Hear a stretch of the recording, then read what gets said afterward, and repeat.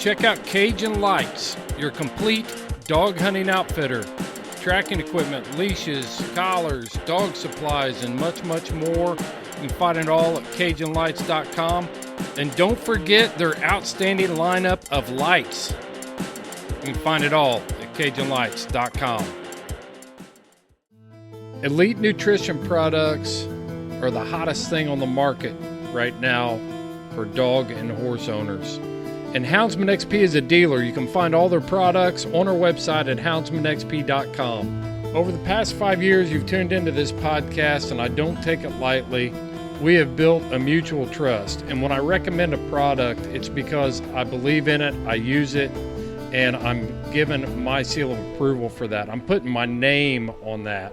And with Elite Nutrition products, I do trust it. I do use it. I've seen great results with their essential dogs, their pre and probiotics, their tick-borne disease treatment. It's all natural. It's a great alternative to pharmaceuticals when used appropriately. If you expect extreme performance, you need Elite Nutrition. Available from houndsmanxp.com. Hey everyone, I want to let you know about a new sponsor of the podcast, being Johnson Quail, and for nearly 30 years they produce premium Coturnix quail for falconers across the U.S. and Alaska. They're a small family-owned business trusted by the Raptor Center at the University of Minnesota, the Minnesota Zoo, and the Cornell Raptor Program. I've now used these quail to feed my own birds, and they're pretty nice size, and they're aged around 35 to 37 days and around 8 ounces per bird. So they're nice, good quality birds, and they are fed with custom formulated feed and frozen with dry ice and packed well for shipment. So whether you need 60 birds or 6,000, they've got you covered. If you want to put in an order, call Kevin at 507-213-9005 or go to johnsonquail.com. And if you use the promo code Chronicles, you get 10% off your first order. Johnson Quail, trusted since 1995.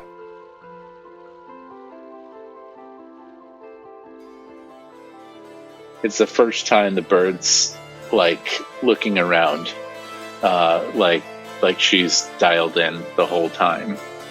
She's actually following pretty well on treetops, and this big ass jackrabbit just jumps out from under my feet.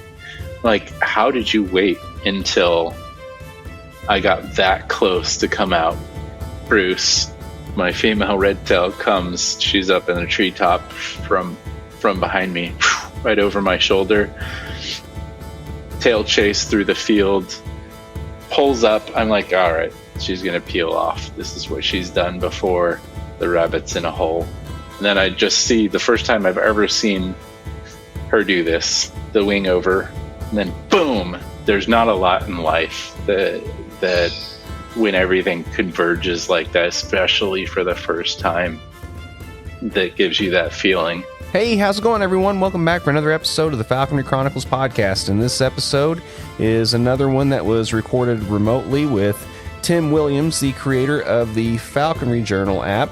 We discuss the release and the revamping of the app and the features and things that are in Falconry Journal Pro, and lots of other good stuff that I think people will be interested to hear about. I know I've been a beta tester for the app, and it's been really cool. I kind of wish I had started using it sooner on some of my other birds earlier in my falconry career, but now that I've been using it, it's been really nice to have something so convenient that I can use to keep track of my bird's weight and also kind of match what the predicted weights might be coming up and making sure that my math's right or close and all that good stuff. There's just so many cool features in this app that, like I said, I really wish I would have used it sooner. But at any rate, we talk about a lot of other great stuff in this episode too, and I was happy to finally get a chance to connect with Tim and talk to him about his falconry. So hope you enjoy, and as always, here we go.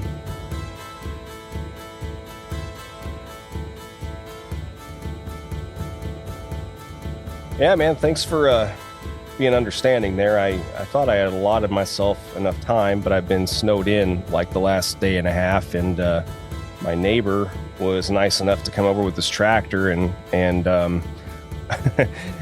unleash me from my bonds of snow today. And I wanted to take advantage of that and get a couple things done. Thought I had given myself enough time, and then come to find out a couple of these places were going to close early. So I was just like, well, crap, I need to hurry up and get that done. So hopefully I didn't keep you waiting too long here and waste too much of your time. Not at all. Just working on the app all day and other software development stuff. So Nice. That sounds, tedious, but the app is fun to build. Yeah. There's parts of it that aren't as fun, but yeah. But overall, it's a passion project. So. Oh, I get it. I get it for sure. It's just like anything else. It's just that whole labor of love thing, I totally can relate. So how long have you been designing this kind of stuff? I've been a software developer for 12 years now. I think Falconry Journal's been around for almost 10. The first iteration, I didn't really promote it for a while, but I needed a tool because I'm disorganized and I didn't want to write stuff down and pull out the calculator all the time. Yeah. So any time that I think that we don't have to do extra things, and it's always nice. I actually had your app downloaded for a while, and everything that I've had currently though has been on pen and paper, and I wanted to wait until I started a new bird to kind of give it a go and check it out for myself, and that chance was afforded recently. So this has all ended up being kind of good timing. So I'm glad that we could do this. Nice. What'd you pick up? What bird? Well, my life has kind of been in shambles off and on the last year or so. So I made the call, I would say towards the beginning of this season.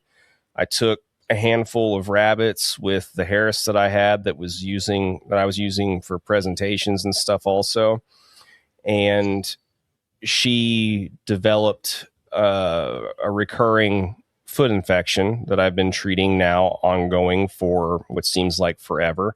I had treated it last summer and it came back. Come to find out, the vet cultured it this time, and she had some Klebsiella that we needed to get rid of. And so that's why it came back, was it never actually completely went away in the first place.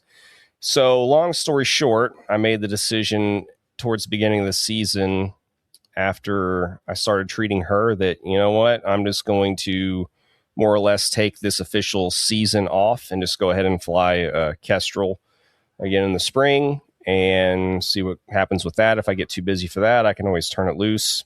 So that's what I'm doing right now. I'm flying another Kestrel, which I hadn't flown one for a handful of years now, so I kind of missed it.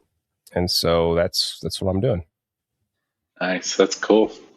Similar journey to me lately. I think I'm going to have to put up my Harris Hawk for possibly the rest of the season. And I think I might do a red tail. I might do a catch early or late passage and start the new app with that. See how I do. Fair enough. So how many years have you had the Harris that you've been flying? She's been around for me. She was a transfer from another Falconer, so she's getting old. I think she's 18 now, and she's still killing it every time we go out. But she's had a rash of claw breakages lately, and it's become quite a big issue. She had a birth defect where one of her claws was already bent sideways, so she couldn't really use it. Toe is fine, but the claw completely useless. So that kind of makes the rest of them weaker. When she grabs on, she only has 2 on the front on that foot, and then she broke another one, and just recently another one. So we're down to 5 claws right now, and that's going to be too dangerous on these big ass jackrabbits that are in my field. Well, At least you have jackrabbits. Yes, though we are blessed with jackrabbits out here, Northern California. You can find them almost any field you go to. There's just a lot of like, the downside being you find them in fields where there's new developments, like new housing going up. So it's a great field for about a year, and then it's gone. Well, yeah, same old story of modern times in falconry. Tale as old as time, it seems right now. It's happens every season. We lose more and more spots for sure. Yep. Yep. Over and over again. And the whole busted talon thing, that's rough. I've had that happen before too, where either a toe or something gets messed up, and then and ironically enough, it's usually always on one of the like the power toes that they really need, so it's I feel you. But out of curiosity, then, this is something that I occasionally like to talk with other falconers about, especially ones that have flown multiple Harrises, and especially older secondhand Harrises and stuff. How was your experience with that? And she started out as not a great bird. I wouldn't say she didn't really have behavior problems. Well, I guess that depends on what you consider a behavior problem. She was always well-tempered, but she was, and still is, kind of terrible about following in the field. So we rarely hunt that style where I have her follow around on high perches, and we hunt like a goshawk off the fist. And she took a long time to enter on jackrabbits. The guy that I got her from said, yeah, she'll probably never hunt jackrabbits. She's hunted cottontails, but she rejects jackrabbits. And it took some time of giving her, opportunity after opportunity until she finally connected. And now she doesn't want anything else. She won't go after ducks or anything else that we come across in the field. She will turn away from anything but jackrabbits. Well, once again, then it's a good thing that you have those slips to provide. Yes. Whereas other people seem to be continually suffering. It seems that's another ongoing theme too. Although there are still some patches of places that seem to not have any issues with, the hemorrhagic virus and all the aftermath of that. But yeah, that's good. That's good that you have a bird that's willing and able to do that. And yeah, for me, I'll say it until I'm blue in the face. I'm done with secondhand Harrises in general, young, old, whatever. That's fair. I've had my fill, but I was just curious what your overall thoughts were on that. She was so much harder to enter on jackrabbits than my red tails have been. Just, wild caught passage red tails. They're just naturally after it.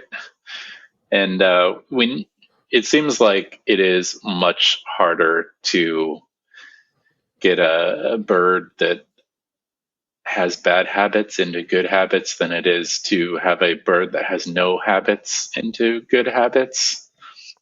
100%. Yeah. 100%. Yeah, it's the best. As they say, the ounce of prevention is worth a pound of cure, or ounce, or however that goes, something like that. I don't know, whatever that saying goes. Best not to start the habits at all, than have to fix them later. Yeah. For me, each time I've tried flying one, it has been, I wouldn't say a nightmare, but definitely not worth the trouble that it was for me. Yeah. Juice not worth the squeeze. For sure. Yeah. I can see what you're saying there. I don't know if I'd do another another hand-me-down either. I would definitely opt for a fresh one. Yeah. Well, and the irony is even the ones that don't really have much in the ways of bad habits, they still just, it doesn't really matter. They don't want to fly for you the same as they do for their original owners, and for whatever reason they just there's this stubbornness, at least initially, and working through all that and getting them to, I don't know. I'm sure there's plenty of people out there that are going to listen to this and be like, whatever, dude, I've heard you say this a million times. Shut up, whatever, Yeah, but it's all about what is worth it to you. If you want to spend like a whole season or a season and a half, like what it took with Clea to enter on prey and waste all that time, then it's worth it to you. But if it's not, why spend all that time when there's plenty of good birds out there and somebody else will take the second hand? Oh yeah. Well, and I've known plenty of guys too that kind of get off on that whole challenge of like fixing a bird, and they love that, I don't know, sense of achievement or accomplishment or whatever that supposedly comes with that. I all the power to them. Yeah. It's not for me. No, I mean, me either, really. Cleo was the first experiment in that, and like I said, I persisted. I got it done, but I don't think I'd do it again. It doesn't make sense. It just, especially after now that she's made, I don't want to go back to another whole season of, little to no catches. Oh, for sure. For sure. Yeah, I don't know. I just always go back to the whole life's too short thing, and sure, try it at least once, give everything a chance at least once in that regard and see if you like it. But, I mean, the way I look at it is I usually try not to be a repeat offender. And there's some things that I know I just won't try because it's like, well, I mean, if I see somebody else put their hand on the stove and get burned, I don't feel like I need to go and put my hand on the burner too, Yeah, fair enough. Well, I mean, what else have you flown over the years? Just red tails, Harris hawks. I flew a rescue. Probably the thing I won't ever do again is fly another rescue Cooper's hawk. I do think I'll try a passage at some point, but yeah, everything they say is true about the face hugging. So, well, yeah, because all the rehab birds or the rescue birds end up imprinting, in some way, shape, or form. Even if they weren't imprints to begin with, it seems like rehab places in general always seem to turn them into that. Yep. That's stories I hear anyway. I tried my best, followed the recipe, and it went well for a while. Even did a wild hack with the bird to get him to dissociate from me, and hopefully start entering himself on prey. But that turned out bad because he ended up in my neighbor's chicken coop. Yeah, it seems like there's always a falcon or chicken story too. Mm-hmm. And no matter what, somewhere it's hard to get away from. Yeah, for sure. Yeah, everybody, I mean, so many people are keeping chickens now, especially. It's just like it's really hard, even if your neighbor a mile or so away or multiple miles away, like, is the closest one that has chickens. It seems like you're still going to end up going over there and issuing an apology and offering to pay for at least one chicken. No doubt. Well, that's cool. I mean, so remind me again how many years you've been in falconry? Let's see, 8 years now, 9 years, somewhere in that range. I haven't checked recently, but yeah, fair enough. I didn't know. I mean, everybody's got different levels, and some people also shadow sometimes for multiple years, and some of them will count that too or whatever. But yeah, I wasn't really sure when your first technical like apprentice season was, or Yeah, no, I'd been interested in falconry for a long time before that. I didn't actually shadow anyone, but in California, there, I think it's North Coast Falconry or something like that. One year, years ago, like 12 years ago, my wife at the time got me a falconry experience thing right, yeah, for a holiday, and that was the first time I held a hawk. I held a Harris hawk, and I was like, I'm actually going to do this now. I'm not waiting for retirement. But it took a few years of figuring it out, because at that time I lived in a house that had a 0 lot line. Definitely no way I could build a muse there. And I was set on doing a red tail and not a kestrel because of the Harris hawk experience. So eventually we bought property and I got started. Cool. Yeah, I mean, it's always nice to hear that some people had other positive experiences from those types of deals, and I mean, it's kind of cool hearing about even other abatement falconers and stuff, running into someone else doing abatement or something and finding out about it through that, and then going on to get into it themselves and stuff. But and then of course you've got your 80% of people or higher that are like, I read my side of the mountain, and get interested that way or whatever too. But no, that's cool, man. So I mean, were you able to actually get a sponsor then and get started, or did you I mean, before you kind of got into it, since you didn't get a chance to really shadow per se? Or I kind of went backwards about it. I read all the marketing materials for falconry, like through the California Hawking Club, and they push how serious you should be to make sure that your sponsor knows that you're not just like a fly by night. You're gonna show up, you're gonna get a bird, and then babysit for a while. So what I did was I built this massive muse on my property for a red tail hawk. At the time, it cost me like 10 grand. And it was this big, like 16 by 10 chamber with a separate like security chamber on the side. I even piped it with electricity and everything. And I was like, okay, there's no sponsor out there that's not going to think I'm serious at this point.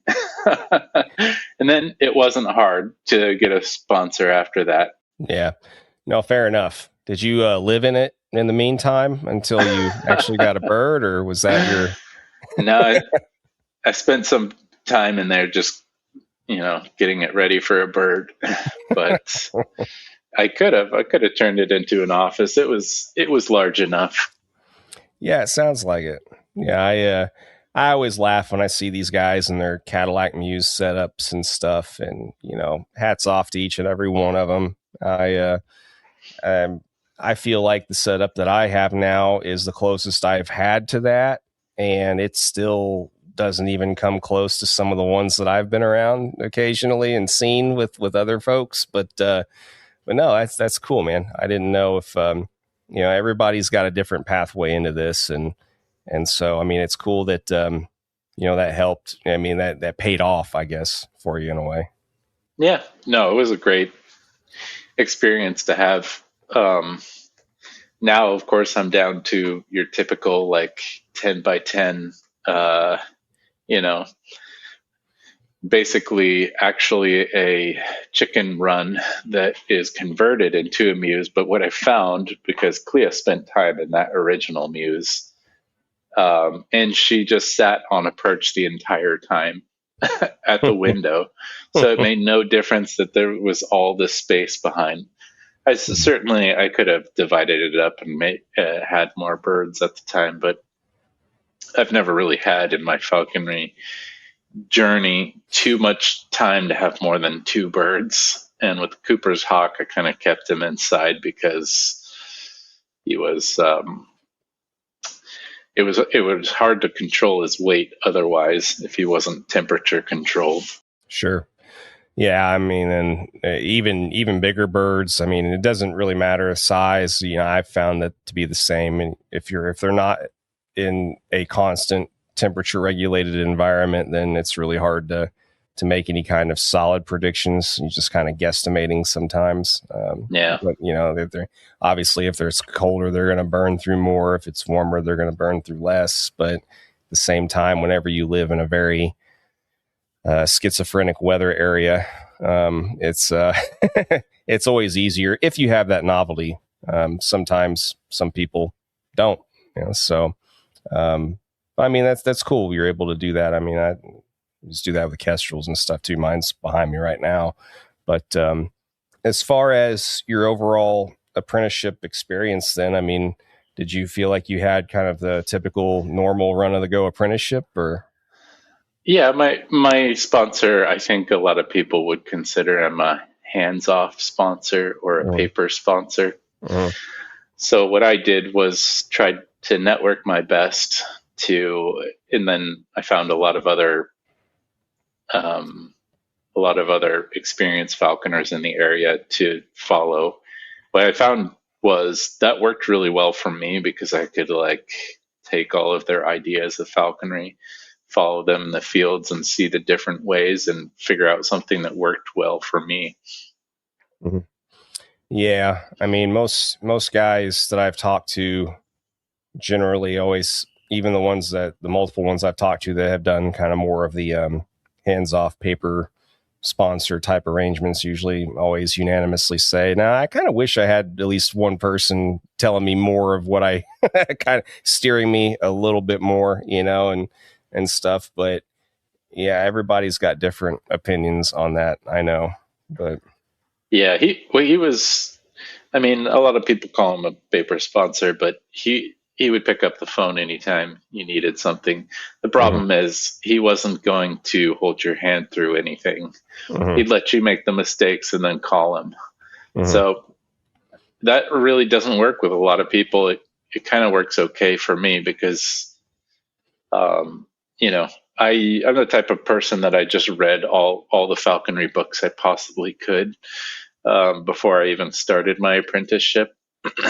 And then, you know, I had a good knowledge base to start with, but obviously as you start to work with birds, it becomes real. And then that's when you have the questions and you really do need somebody to talk to. For sure. Well, and I know that wouldn't have worked very well for me. I know that. If I think that there is, I mean, in somewhat of a defense from the other end of the spectrum, I think sometimes you can have somebody be almost too hands-on also. But at the same time, whenever you don't have much of a knowledge base besides just something that you've read, I mean, everybody knows when they get into this, I mean, being able to apply something you read in a book to the actual practical, you know, hands-on experience with the bird of prey, it's definitely not the same. No, it didn't gel for me really, because you can read all about it, but until you get out in the field a few times, and I think with a few different people, it just doesn't click what you're doing, you know?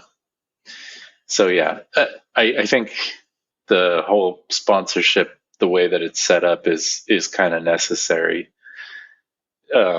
Having that hands off of the sponsor is probably not best for most people, but it still worked out for me. Yeah. Well, I mean, that's good. And, you know, as you said, usually, I mean, most people, as things progress on, usually start getting out with more people and stuff too. And there's really, truly not very many sponsors out there or falconers out there that can sponsor someone and adequately provide a knowledge base for every species, you know. Yeah. So eventually you kind of end up having to seek help and guidance to some degree or another from other people, just by default too, depending on what you want to fly. So yeah, Yeah, I've heard it said a lot recently in the falconry groups I'm in that when you start a new series, a species, you should find a mentor for that species who's an expert. I totally agree with that. It's Yeah. like they are night and day. It was a shock, the Cooper's hawk, how different it worked than red tails and Harris hawks. Oh yeah. You'd think it's a completely different beast, and it really is. Yeah. Yeah, it is. Yeah, it is. And I agree wholeheartedly with that, in that there's certain species that's just like its own thing. You know, you can fly multiple species for 1 billion years, and then you try this particular species over here, and it's like you're automatically an apprentice all over again, because it's just completely different. Yeah, and see, I admire people who can do like any species. I don't think I'm that falconer. I think I haven't tried long wings yet. Everybody wants me to, and I want to eventually. But like, I like spending all of my time in all of the fields that I know, and I just haven't found enough fields with the quarry I'd hunt with a long wing. So like, I think it would take me half a season just to build up enough fields to, make sure I had duck slips. I'd feel like a failure if I couldn't provide a regular duck slip for a long wing. Sure. Well, and you could also do the whole, what some guys do, bigger falcons like jeers or jeer sakers or whatever on jacks and stuff too. If you've got enough jack fields, I mean, you could always try that route too if you really want. Yeah, that's true. But those guys also usually have sight hounds to go along with them too. So that's true. That's another thing I haven't done yet, but I do plan to do at some point in the future. What breed are you thinking about, getting? I'm not sure. I'm open. I haven't given it a ton of thought yet. It's going to have to be something that also gets along with my girlfriend. So she likes, it'll be a hunting dog, but it's also got a, cross purposes.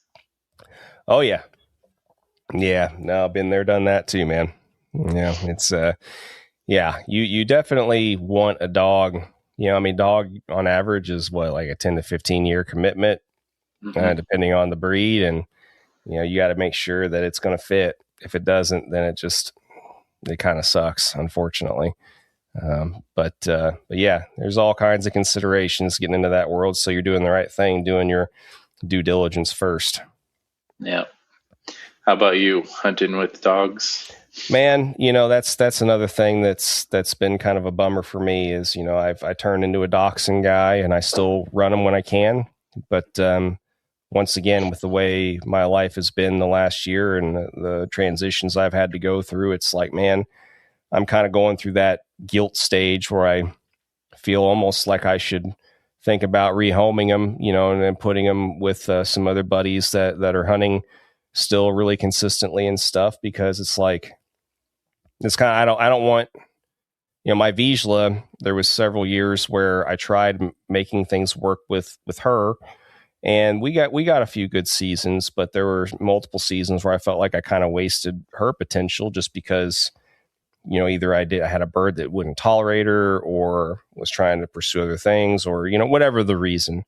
And I don't want that to be the case with my dachshunds, who I feel like are pretty good dogs. And so, and then like one of my dachshunds, my ex-wife kept in the divorce, and he was actually my best one that I put the most time into. So I had 3 dachshunds I was kind of rotating in and out and doing fun things with. And I still run the 2 that I still have. And sometimes I'll even go and get the other one from her and run him occasionally.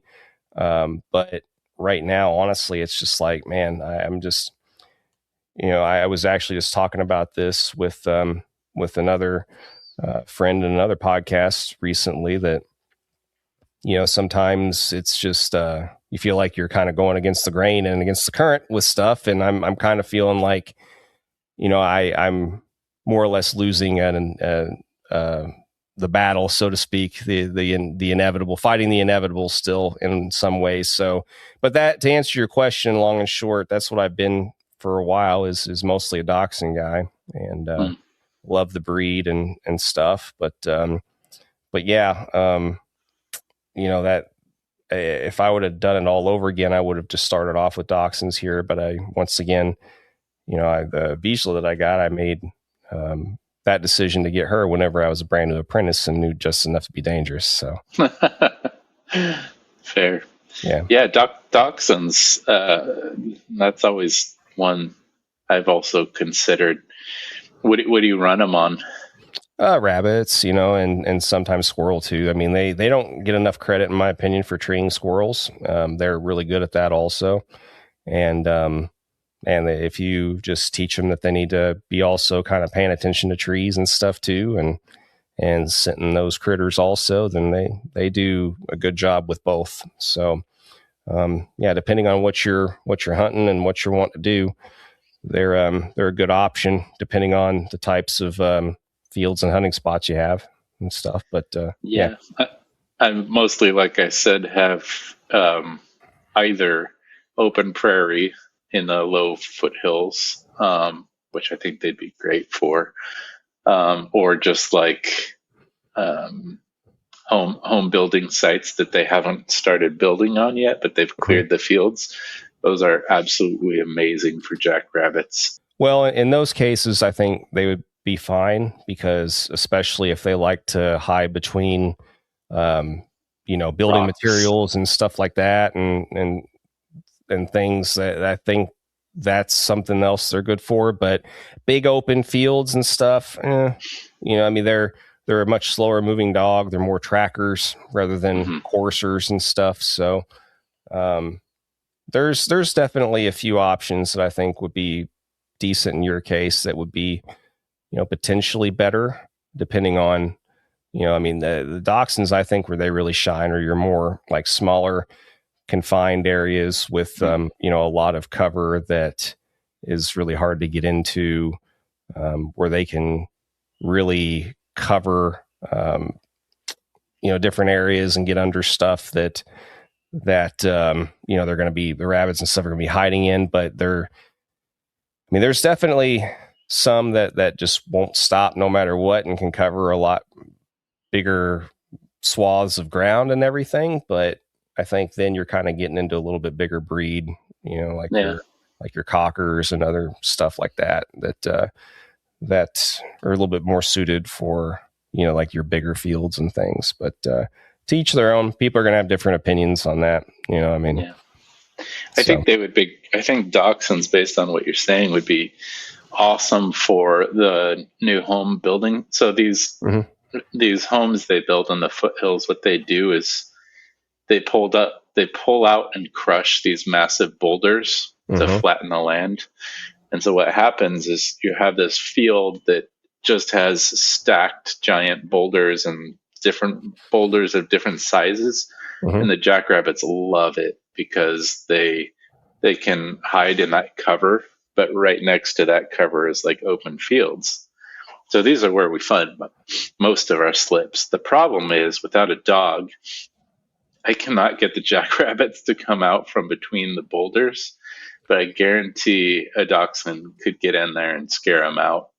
Oh yeah, man. Well then, yeah, they would shine in that role for sure. You could just climb up on one of those big rocks and just kind of stand there, hold the bird above your head, and just send the dog in there and wait for the magic to happen. That'd be great. Yeah, kind of akin to what they do with the burrowing rabbits in England. Yeah, the whole work and stuff. Yeah, and that's another thing they're great for sure. But yeah, man, I mean, that's just my 2 cents on that. I mean, you'll do your own homework and figure out what works best for you. But by all means, if you ever have any more questions about those critters in particular, feel free to holler anytime. And I've done a crap ton of podcasts covering that breed in particular over the years. So, but it sounds like you've got, kind of a nice consistent ability to kind of keep a falconry career going where you're at. So that's good. Yeah. It's just like everybody else, there's ups and downs. There are times and that it's harder to get out, but I think it's all about, after you go through the times that it's harder to get out, getting back out and not feeling too bad about sometimes life gets in the way. Yeah, and as we just talked about, I'm kind of right there right now. So, I'm just kind of trying to wait a little bit longer to let some other things declare themselves before I make any long-term decisions. But I'm right there with you, man. But I guess that kind of brings us though to the main subject at hand. I'm kind of curious on your endeavor right now that's eating up a lot of your time, and with this app. And I mean, this app obviously is an app that has improved a lot of people's falconry in at least some way, shape, or form. So, I mean, just talk a little bit about, aside from your personal motivation to kind of make something for yourself anyway that's going to make your life easier. I mean, what's led you all these years to kind of keep working on it, maintaining it, and grow it? Yeah. So I think I've always had this philosophy that the best apps are just tools people build for themselves. That's kind of what it was for me. In the beginning, it's kind of funny. I brought this idea to my sponsor and I was like, hey, how come there isn't, do people use like a shared Excel sheet that does this weight calculation stuff? Because it's a pain in the ass, right? And an app or like an Excel sheet with a formula or something like that could work. And I did find a lot of I did network a bit and find a bunch of different people using one or two different Excel sheets, but nobody was really like tracking their accuracy to whether or not the predictions were accurate. They were a little shoddy, and the other stuff, like you don't want to go out hunting and then come back to your computer and type in your field notes. Like, I just want something that's easy. I can dial in a algorithm that gets me as close as possible to saying what the bird's going to be at the next day, or then I mostly go and hunt on the weekends. So I use Mullinex's 24-hour weight management strategy. And I kind of built the algorithm around that, like knowing how much you're supposed to feed the night before. And that's what it was. Just, I wanted a tool. I wanted it to be as simple as possible, because if I had to sit down at my computer and type in the numbers, I wasn't going to do it. I didn't see anybody else doing that either. I admired all the falconers who took those Excel sheets and really used them. I just can't see myself doing that for a long period of time. I could probably dedicate to a new bird to do that, because really, when you're trying to dial in a bird's target weight at the beginning, you need to track it closely. And what I found was it was always slightly different than what I thought. When you're narrowing in on that target weight, I always thought the bird was higher or lower than they actually were when they started responding. Because you go out and you weigh and you do your training activities, and it's really easy to forget. So having the app, it could actually calculate where the bird should be at that exact time. Yeah. A lot of times before work, I would go out and weigh the bird, then leave for work, come back home, too lazy to weigh again, do a training activity, and then not really know where the bird's at that point. I have a decent idea, but then when I put the app together just as a tool for myself, I was like, oh shit, I'm like 10 grams off of what I thought. And just having the accuracy improved my falconry like a lot more than I thought it would. I thought, okay, I'm working with red tails here. They should have a fairly big band of, of weights that you can play with. And what I found is they do. They like respond in the field at a fairly decent band, but they don't commit really until you actually hit that target weight. And for me, I was always really cautious. Like, I don't want to go too low. Our Western female red tails, they kind of like break into that male weight territory. So, Tweeners, yeah. yeah. So, out in the East there, you're talking average of like 1,200 grams, 1,100 grams hunting weight. It seems like most of them here around 950, 960, like a female Harris hawk hunting weight. And the app just knowing what the bird was at when they were really responding and having those notes handy all the time, I think, and then having the sort of hands-off sponsor, it all came together to work for me.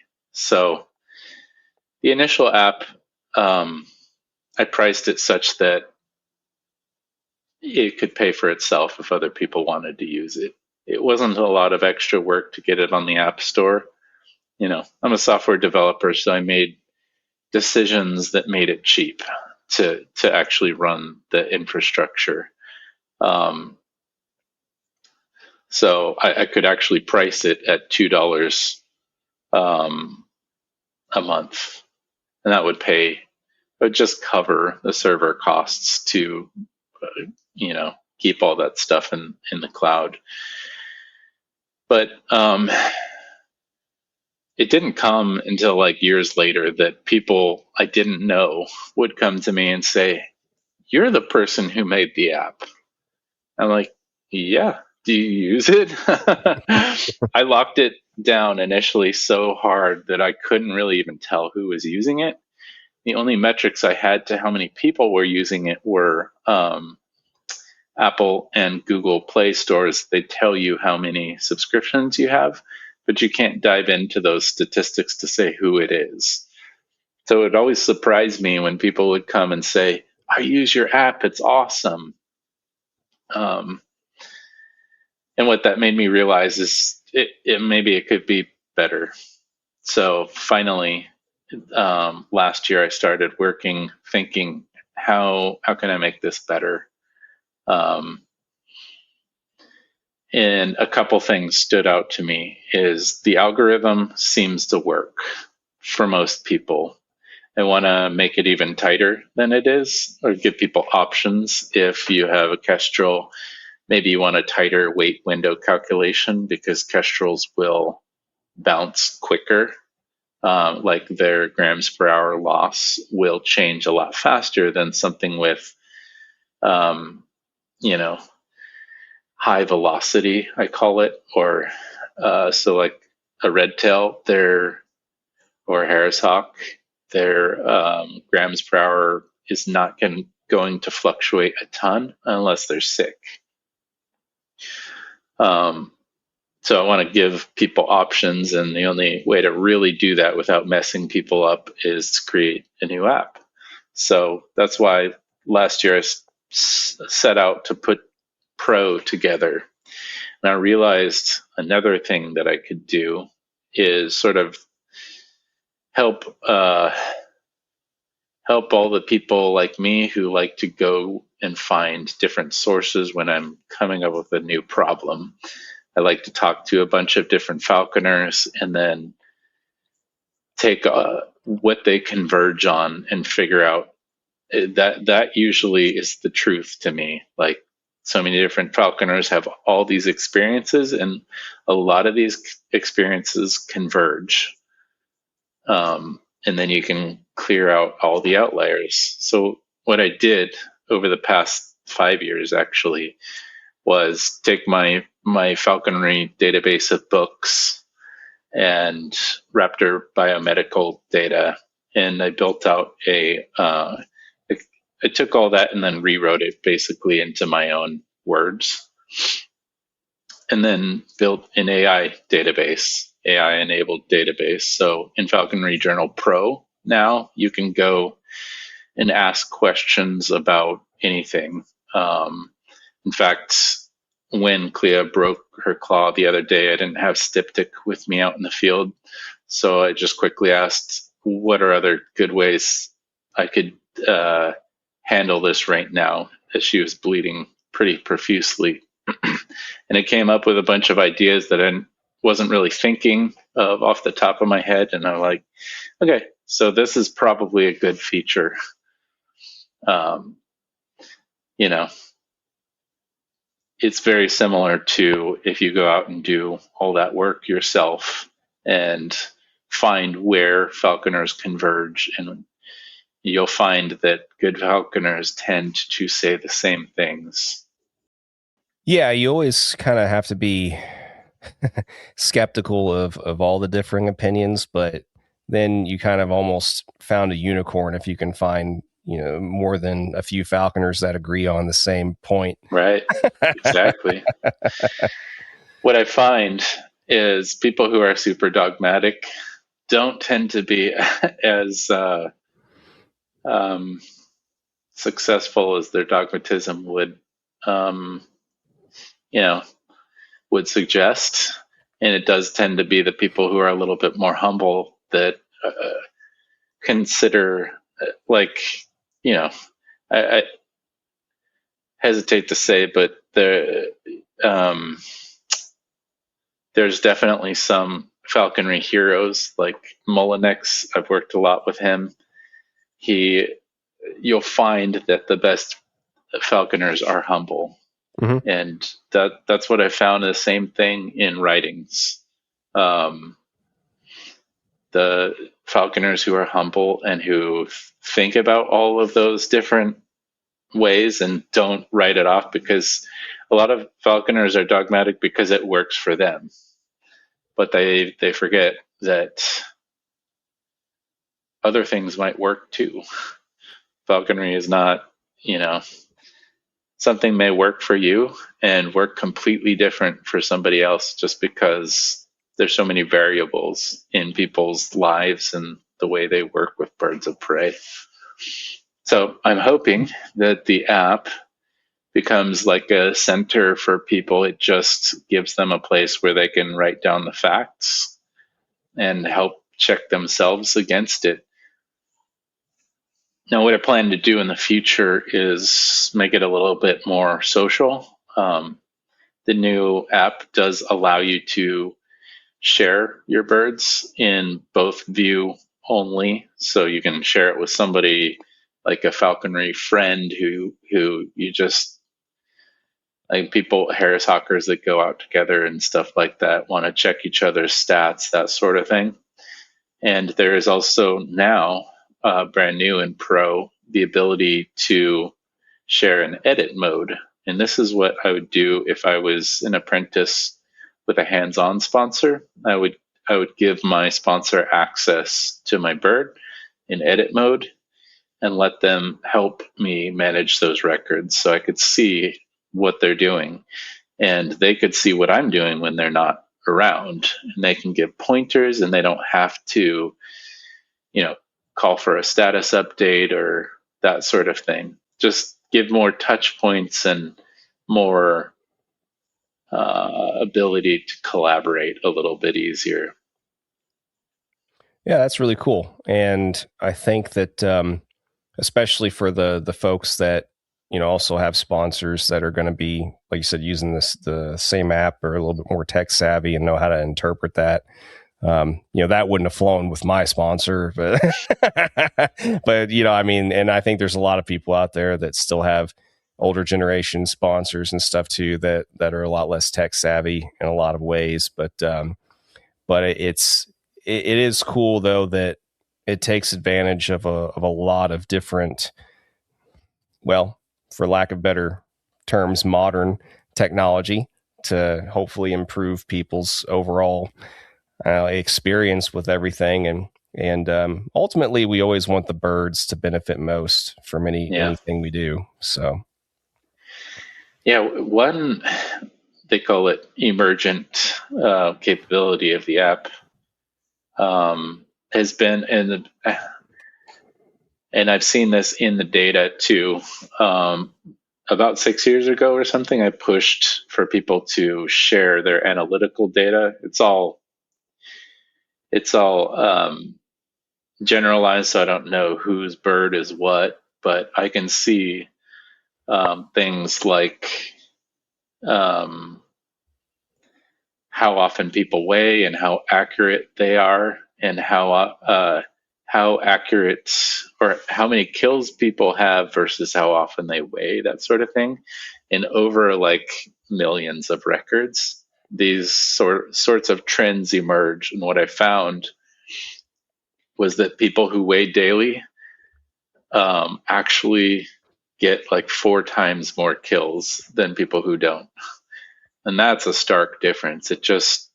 They tell you in the falconry books that weight management is an important thing, but it's hard to believe until you see the numbers. And when I pulled that number, it was bigger than I thought it would be. And then the other emergent things that have come out of being able to pull all this data together is that the app gives people a heads up when their bird is getting sick. So what I found is actually the grams per hour ranges don't differ as big as I thought they would. I thought I'd see huge range differences for people in extremely cold climates with red tails and other birds, but that hasn't actually been true. What tends to happen is birds who are getting sick end up burning calories much, much faster. And a lot of times their behavior doesn't show it until after they're past the point where they're in a danger zone. Yeah, unfortunately. Yeah, I agree. Especially I've noticed that a lot more with even with just, falcons too. Sometimes you just don't notice until it's too late, and yeah, no, I agree with that. I'll agree with that sentiment for sure. Yeah. I've been able to observe too, in California, I don't know how it is where you are, but we have rampant aspergillosis, especially in the red tail population. So a lot of times people will catch wild red tails and not realize, because it's so pervasive, that they're carrying aspergillosis. So when they go to man or start the training, put the stress on them, the bird doesn't handle like it should, and it's a couple grams per hour above where it should be. I'm hoping with one of the new capabilities of Pro is that it actually I've been able to crunch that data and then check it against the Raptor biomedical data to say, if your bird is on average within this range and you're burning this much, you've got a problem. Yeah. And I hope that, like you said, if the end goal is that the raptors, the birds benefit, I hope that that's the biggest benefit of this. And I think it will prove to be, but it's going to take a lot of people using it to let me know. Very cool. Very cool. Yeah, no, that's going to be awesome if that ends up being something that ends up working out better for a lot of people and holds true as far as that goes. I mean, as far as it being another valuable part of that tool to use, for sure. I am. And I still am looking forward to using, the other journaling aspects of it too.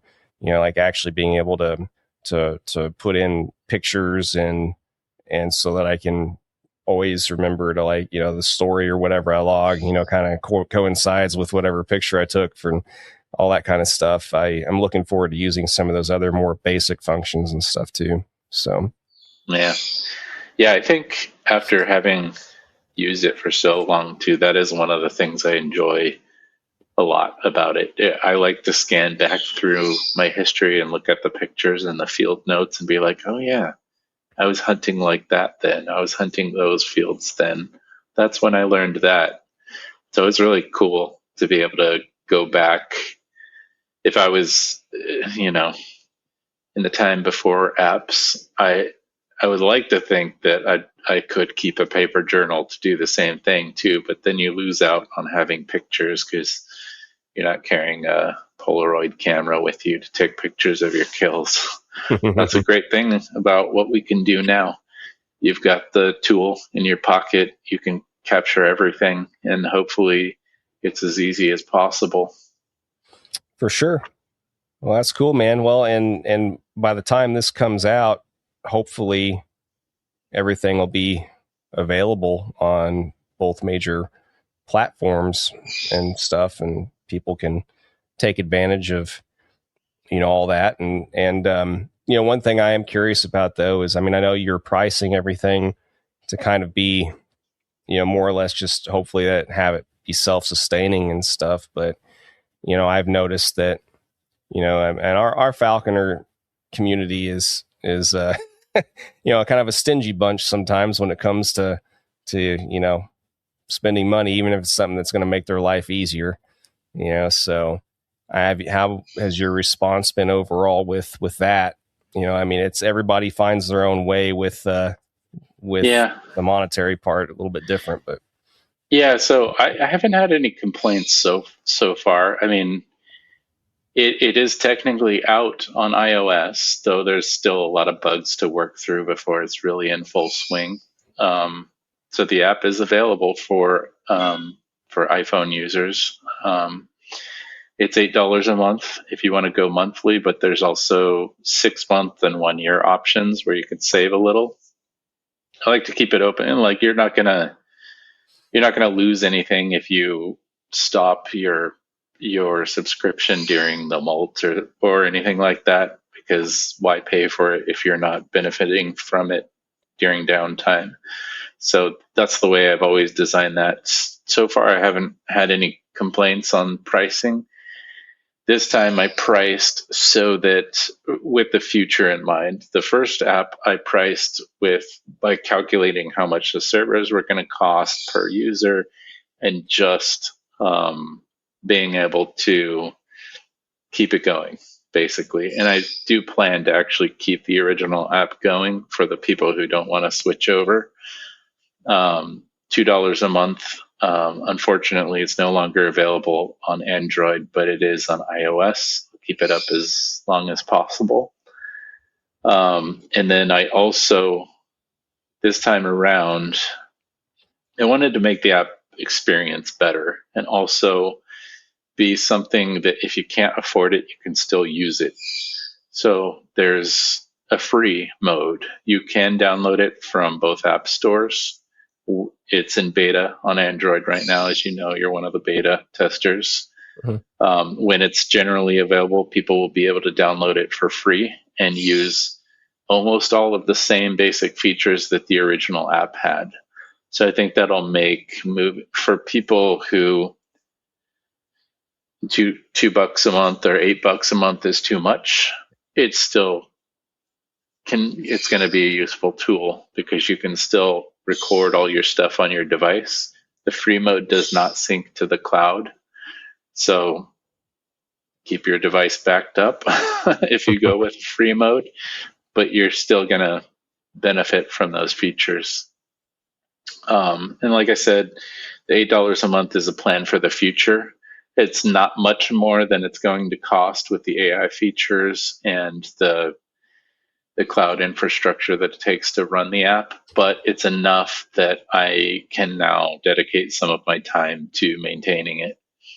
The $2 a month, I couldn't justify doing a lot of support or helping people with the app or much. But I think the $8 a month is kind of targeting, like, if I get enough people using this, I can spend a decent amount of my time on this and make sure that it has quality support. Sure. Well, and I've found, in this labor of love and others that I've done in the past too, it's like, and music and stuff, especially also, it's amazing. People won't bat an eye at spending $8 a day, on a Starbucks coffee, but then they'll, all of a sudden be up in arms about, $8 or $10 a month, for something else they get enjoyment out of and actually, some use out of, instead of just something you consume and then, it's bye-bye forever, so. Yeah, that's a good point. I mean, I get it because I hate monthly subscriptions, and here I am building one. But but for things that you really want, need, enjoy, it totally makes sense.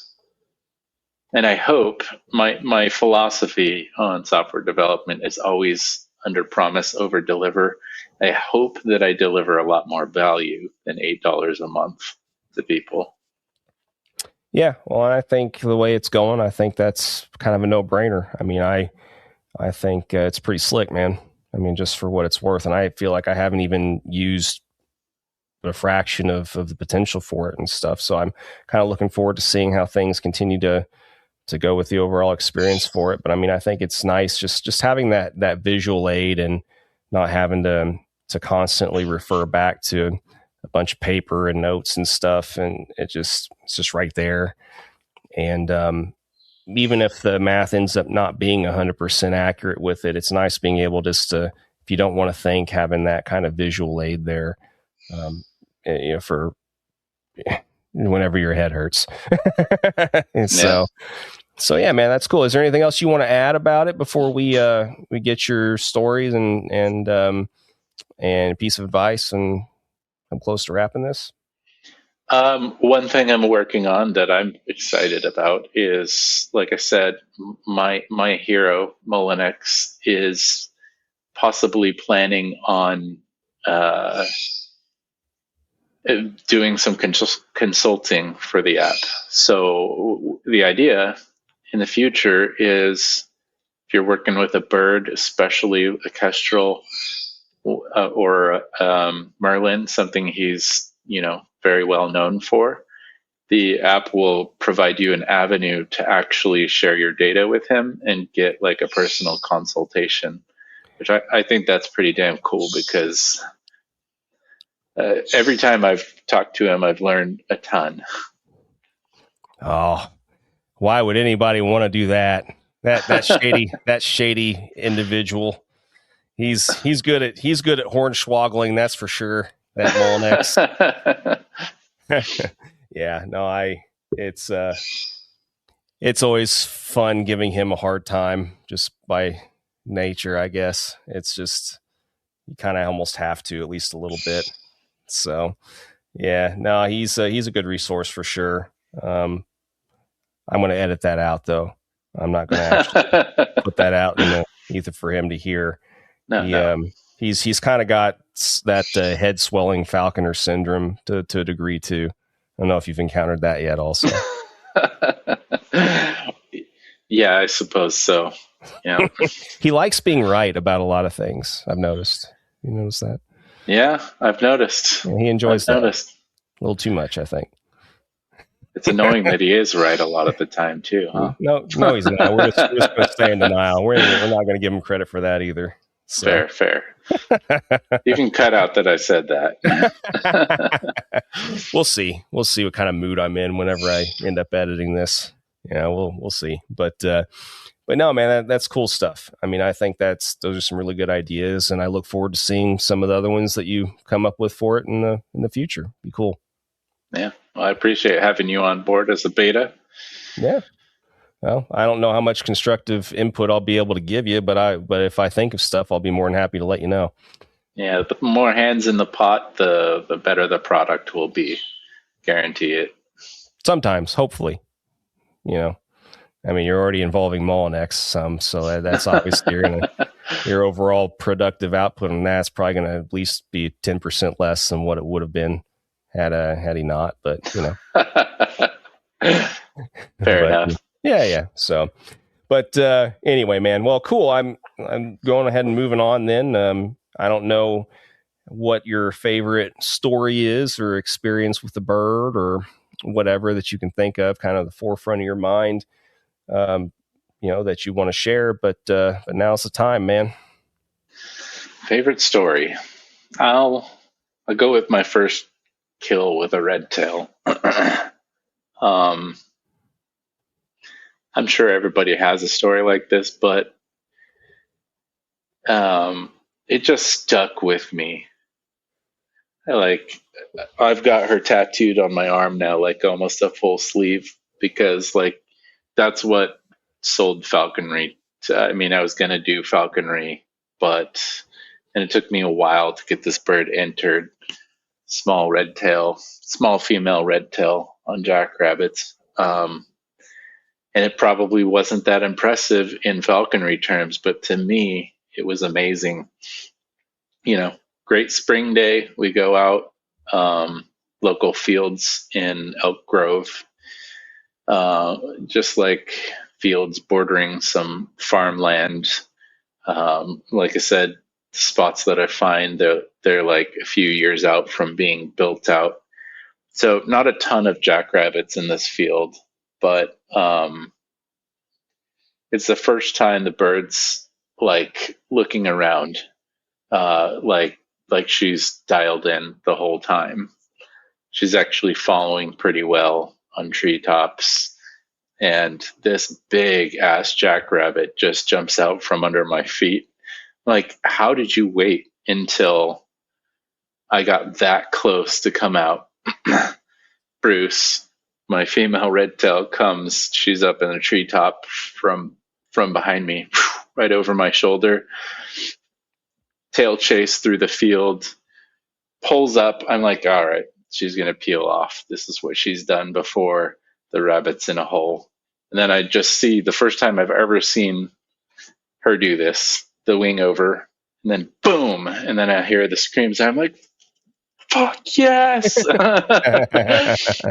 I run out to her, do what you got to do. But just like that feeling of exhilaration, the first kill, there's not a lot in life that when everything converges like that, especially for the first time, that gives you that feeling. And that feeling I will remember to my deathbed. Oh yeah, man. Everybody remembers their first catch, I think. At least, I think most people do anyway. I do. I mean, it's been 10 years now, almost 11, but I remember. Yeah, it is definitely something that sticks with you. But mine wasn't a jackrabbit. It was just a good old boring cottontail. But hey, it's everybody's got a right, I think, to be happy whenever it finally comes together for the first time for them. So yeah. And I don't know how you guys do it, because I've tried cottontails. I can't find them, and they're so damn fast. My birds, I've gotten 2 cottontails with Clea, and we've come across a ton, but people think they're easier quarry, but I don't think so. The jackrabbits will bolt to open country.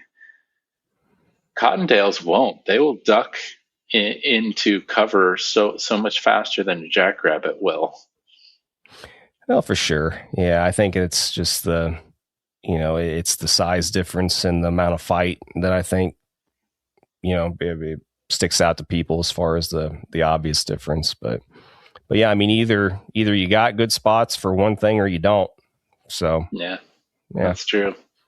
But well, that's cool, man. Well, I mean, we can go ahead and come close to wrapping this up then, and end on your piece of advice, and then we'll talk a little bit more off off the air, so to speak, while files are uploading. But go ahead and end with your piece of advice, and we will call it good for this evening, man. Yeah, I'll keep it simple. Piece of advice. Like I said, falconry is different for everybody. Don't be too dogmatic with your views. But one thing that I want to be dogmatic about is weigh daily. When you're hunting, just weigh at least once a day, and you will probably converge with those other falconers who get 4 times more kills than the rest of them. Yeah, no, I agree. And yeah, I mean, it's nice knowing where you're at. If you don't know where you're at and you're just kind of taking for granted that sometimes you can end up in situations you don't want to be in. Yep. Yeah, cool, man. All right, well, I will go ahead and let you get back to the rest of your evening as soon as these files end up uploading. Just kind of hang up for a bit. And thanks again for agreeing to do this. And thanks for allowing me to be a beta tester for your app. And I'm glad that I started messing with it because it's pretty cool. Yeah. And like I said, thank you for being aboard. I really appreciate those who are contributing to making it a solid product. And thanks for having me on.